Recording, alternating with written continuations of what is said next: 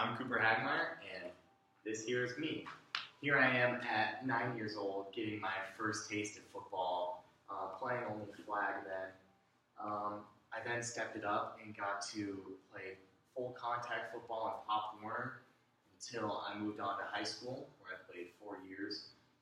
3 years as a senior, or as a varsity player, 2-year starter, and two-time All-League MVP. And then my dream came true when I got the chance to play college football at the University of San Diego and start 8 games as a redshirt freshman and getting the conference championship. It's been over 10 years of football now, and I've sustained countless injuries, many of these being to the head. Yet if someone asks me if I love football, I tell them, of course. New studies on brains and their recent discoveries of the effect of repeated traumatic hits to the head could mean permanent damage. Yet I still choose to play football. This got me thinking, what else are we doing that hurts ourselves, and at what cost? We drink, we smoke, we eat junk food, we do extreme sports all the time. But each one of these has a risk of doing serious damage to our bodies. So what is the reward? Let's look at my experience with this. Chronic traumatic encephalopathy, or more commonly known as CTE, is a disease that is caused by repetitive hits to the brain. Of all sports, football has the most diagnosed cases of this condition. The symptoms are depression, confusion, mood swings, in more severe cases, could even be dementia, and sometimes even suicide. At the moment, there is no cure, and it can only be diagnosed after death. And it doesn't take much to see that CTE can have some major impacts on the brain. This disease has taken many of football's greats. Aaron Hernandez recently, Junior Seau, legends like Dwight Clark, but has affected many, many more than that. Throughout my time playing football, I've received multiple concussions, diagnosed and undiagnosed. But concussions are not the only factor that cause brain damage. It's the 4 days a week of full contact, head-to-head banging. That's where most of the damage is done. Casually, my teammates and I talk about how we got our bell rung, or seeing stars. While this goes on, coaches, players, and even physical trainers sometimes turn a blind eye to these injuries, especially for the more talented players. The thought process is, you get hurt, you don't play. You don't play, you don't matter. While this looks grim, the game I love does help me offer a future as well. Football has given me inseparable bonds, and with that, a network of opportunity. Because even the most estranged teammate will understand the values of hard work, discipline, and camaraderie that are instilled in every single one of us at every single practice. Here, the school even offers a program for connecting alumni and fans to players for off-the-field experiences with jobs. While the sport is putting my future at risk, it's also making efforts to make it brighter.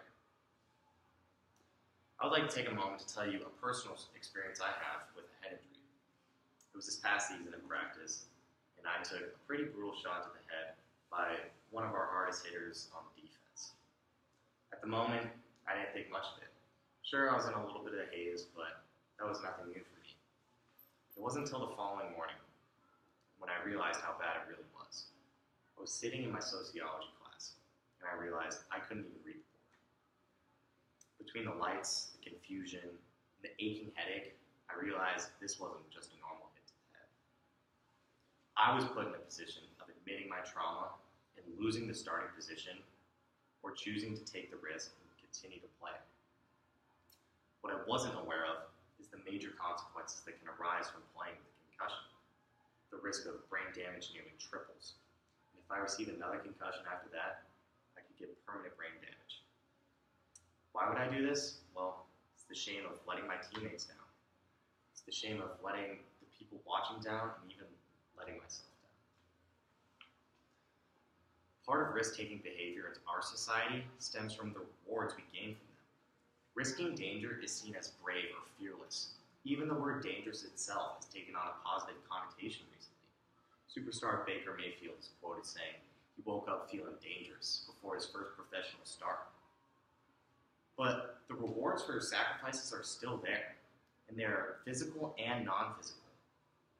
The need for superiority and to fit in causes a skew on the real risk versus reward analysis. For football, logically, the most dangerous tier would be amongst the professionals. Their actions are compensated far beyond the wage of your average person. The few who have mastered the sport take and deliver some of the strongest and hardest-hitting people in the world, and the fans recognize it. The popularity behind the sport incentivizes their actions to put their body on the line. In the NFL, they generate more revenue than all other sports in America, but at the same time, they have the most major injuries compared to any other sport. The question then becomes, why does a society value our status more than our own physical health? A healthy brain shouldn't only be thought of in terms of football, but in life. Mental health, self-confidence, and self-esteem are all underappreciated in our society. Instead of judging one another and trying to be the best compared to the next person, a sense of contentment in ourselves would help establish a healthier community, both physically and mentally. To be truthful, I am scared of CTE. I'm fearful that I won't be able to remember some of the best times of my life. I'm fearful that I will have to live in a haze of confusion or frustration and end up like those before me who had to take their own life because of football. Football is a microcosm of our capitalistic values of trying to outperform each other, and at any cost. This happens both internally in the sport with the driven competition, or externally, how players see themselves compared to the outside world. Yet society tells me to ignore my fears. Quitting is for the weak, so I must continue to break my body down as a means for acclaim, fitting in, and climbing up the social ladder. So I will start caring about CTE when my community and my nation starts to care about CTE themselves. Thank you very much.